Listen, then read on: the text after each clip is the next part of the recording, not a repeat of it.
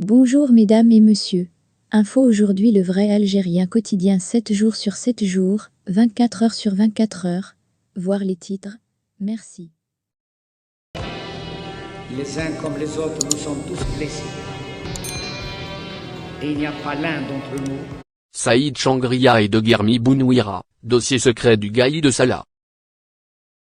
Le 20 juin 2022, la cour d'appel militaire de Blida a confirmé, sur ordre du général Saïd Changria, la condamnation à la peine capitale, prononcée de façon expéditive le 10 juin dernier contre l'adjudant-chef Guermi Bounouira, ancien secrétaire particulier du défunt chef d'état-major de l'armée algérienne, Gaï de Salah.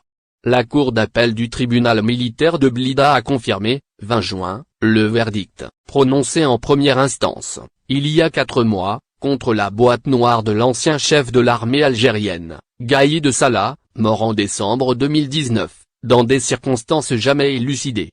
Bounouira est accusé, cette fois-ci, de divulgation d'informations confidentielles, touchant aux intérêts de l'armée et de l'État, collecte et transmission d'informations à des partis ou des pays tiers.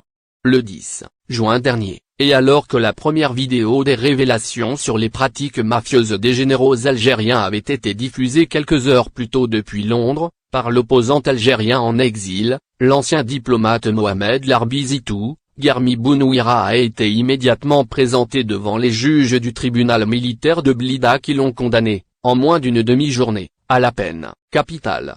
Dans la foulée, l'ex-chef de la gendarmerie algérienne en exil à Vanuatu, le général Ghali Belkessir, et l'opposant Larbi Zitou, exilé à Londres, ont été condamnés à la perpétuité pour avoir diffusé une partie de ces documents.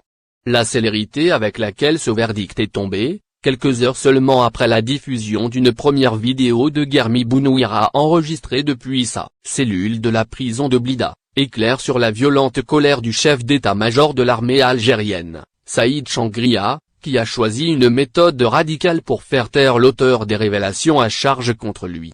D'autant que ce procès n'était pas programmé, mais est intervenu comme une riposte cruelle de Saïd Changria au contenu de cette vidéo dans laquelle il a été présenté par un témoin clé, non seulement comme un trafiquant notoire de drogue et d'armes, mais aussi comme un adepte du clanisme et du régionalisme qui a livré l'armée algérienne au haut gradé de sa région d'origine. Cette lourde condamnation en appel de Bounouira a été annoncée au moment même où le président algérien, Abdelmadjid Tebboune, s'envolait vers la Turquie pour une visite officielle de 3 jours. Or, c'est justement la Turquie qui a accepté d'extrader Bounouira en juillet 2020, non sans l'avoir pressé comme un citron pour lui soutirer des informations sur l'armée algérienne. Ankara avait-elle eu des garanties qu'il ne serait pas exécuté? Rien n'est moins sûr.